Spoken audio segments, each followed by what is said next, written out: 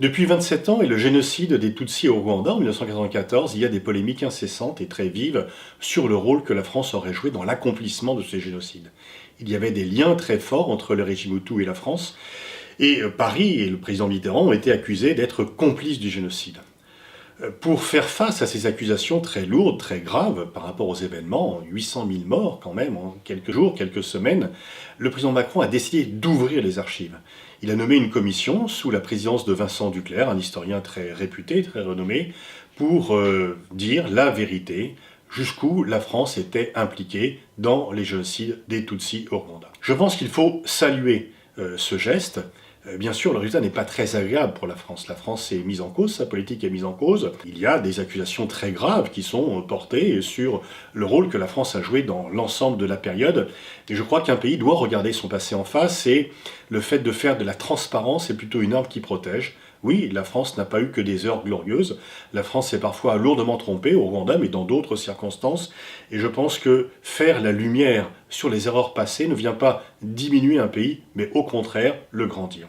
Nous devons faire face à ce qui s'est passé, non seulement en 1994, mais aussi avant. Alors, quelles sont les conclusions de ce rapport que je n'ai pas lu entièrement, mais de ce que j'ai pu lire un peu à droite à gauche dans les différents médias qui en ont donné les principaux extraits? Les auteurs du rapport se posent dès le départ cette question: comment expliquer la contradiction entre les espoirs de démocratisation et de règlement négocié du conflit qui marque la période 90-93 au Rwanda et la catastrophe absolue que représente le génocide perpétré contre les Tutsis en 1914. C'est un génocide, le dernier génocide du XXe siècle, mais il faut employer les mots lorsqu'ils sont là. C'était un génocide avec la volonté de détruire l'ensemble d'un peuple. En effet, lorsque la France s'engage en 90 au Rwanda, elle affiche pour ambition de contribuer à la démocratisation du pays dans la foulée du discours de la Baule de Mitterrand, et elle favorise la signature des accords d'Arusha de 93.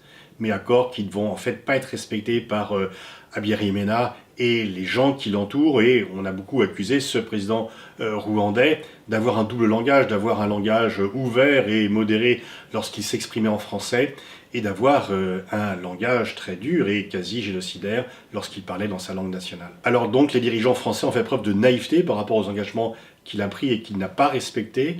Ils n'ont pas suivi les signaux d'alerte qui ont été envoyés. Le rapport d'ailleurs cite Jean-François Bayard qui, dès 90, met en garde sur la volonté violente et sanguinaire des Hutus. La DGSE sort grandie de ce rapport, elle a effectivement mis en garde. Les ministres de la Défense également, Jean-Pierre Chevènement et Pierre Joxe également, mais ils n'ont pas été suivis, et il y a eu une concentration des pouvoirs, notamment auprès du chef d'état-major particulier du président Mitterrand, qui est venu un peu passer. C'est aussi, ce rapport, c'est un peu le procès du processus de décision, avec une concentration des pouvoirs à l'Élysée qui s'est affranchie un peu des procédures normales. Et donc le rapport a raison de souligner que la crise rwandaise s'achève en désastre pour le Rwanda et en défaite pour la France. Lorsqu'il a accepté cette mission, M. Duclerc avait dit que son rôle était de mesurer le degré d'implication de la France dans le génocide. La conclusion du rapport est nette. La France est-elle pour autant complice du génocide des Tutsis? Rien dans les archives consultées ne vient le démontrer. Mais il dit aussi, la France s'est néanmoins longuement investie aux côtés d'un régime qui encourageait des massacres racistes. Elle est demeurée aveugle à la préparation d'un génocide par les éléments les plus radicaux de ce régime. Elle a, poursuit le rapport, adopté un schéma binaire opposant d'une part l'ami Hutu, incarné par le président Habyarimana, et de l'autre, l'ennemi qualifié d'Ugando Tutsi. Effectivement, au moment du génocide, elle a tardé à rompre avec le gouvernement intérimaire qui le réalisait. Elle a réagi tardivement avec l'opération turquoise qui effectivement a sauvé des vies, mais pas celle de la très grande majorité des Tutsis qui avaient été déjà tués dès les premiers jours, dès les premières semaines du génocide. Donc le rapport établit des responsabilités du président Mitterrand par rapport à un certain aveuglement vis-à-vis de Habyarimana et du régime Hutu au Rwanda. Il faut regarder la vérité en face, elle n'est pas agréable pour la France, elle n'est pas agréable pour Mitterrand, mais il faut regarder la vérité en face, parce qu'une fois encore, c'est la seule façon d'avancer. Il faut maintenant effectivement ouvrir une nouvelle page, et la France s'est grandie en ouvrant ses archives, et peut-être faut-il d'ailleurs souhaiter que d'autres pays le fassent, les États-Unis et d'autres, et Peut-être est-ce que la France aurait dû partir plus vite du Rwanda? Est-ce qu'elle a voulu faire quelque chose mais vraiment sans donner les moyens, à la fois intellectuels et humains? En tous les cas, effectivement, c'est une page sombre pour la France et il faut l'assumer, il faut effectivement savoir regarder ce passé. Est-ce que cela va permettre d'ouvrir de nouvelles relations avec le Rwanda? On peut l'espérer.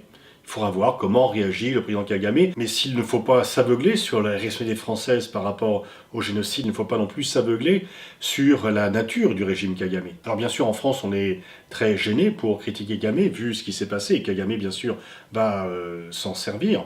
Mais il faut être lucide sur ce régime qui n'est pas un régime démocratique, dont le bilan, y compris en termes économiques, n'est peut-être pas aussi satisfaisant que cela, et en tous les cas, en matière démocratique, ne l'est pas du tout, puisque Kagame assassine très régulièrement ses opposants. Actuellement se tient le procès de M. Rusesabagina, le héros de l'hôtel Rwanda, qui a été enlevé à l'étranger, déporté au Rwanda, et qui fait un procès pour accusation de complicité avec le terrorisme, qui est l'accusation qui est portée contre tous ceux qui protestent ou contestent le régime Kagame. Est-ce qu'une nouvelle page va s'ouvrir dans les relations entre la France et le Rwanda? On verra, ça va dépendre effectivement de la façon dont Kagame va recevoir le rapport. Il faut être lucide sur le régime rwandais, qui n'est pas un régime démocratique, qui assassine les opposants, qui peut même en enlever à l'étranger pour venir les faire juger. Dès qu'on critique Kagame, on est accusé de terrorisme ou de négationnisme. Et là, effectivement, on ne peut plus trop le dire en France, puisqu'il y a un consensus par rapport à la culpabilité que nous avons vis-à-vis de notre politique au Rwanda. C'est plutôt dans la presse anglo-saxonne, The Economist, qui n'est pas vraiment un journal habituellement pro-français, et encore moins gaulo-mitterrandiste, publie dans son édition du 27 mars 3 pages très critiques, aussi bien sur le plan politique qu'économique, de ce qui se passe au Rwanda. Donc, voyons voir si une nouvelle page peut s'ouvrir dans les relations entre la France et le Rwanda, mais de toute façon, je pense que la vérité est toujours bonne à dire, même lorsqu'elle est dérangeante. Il y a une vérité dérangeante de la politique française au Rwanda. Nous devons y faire face.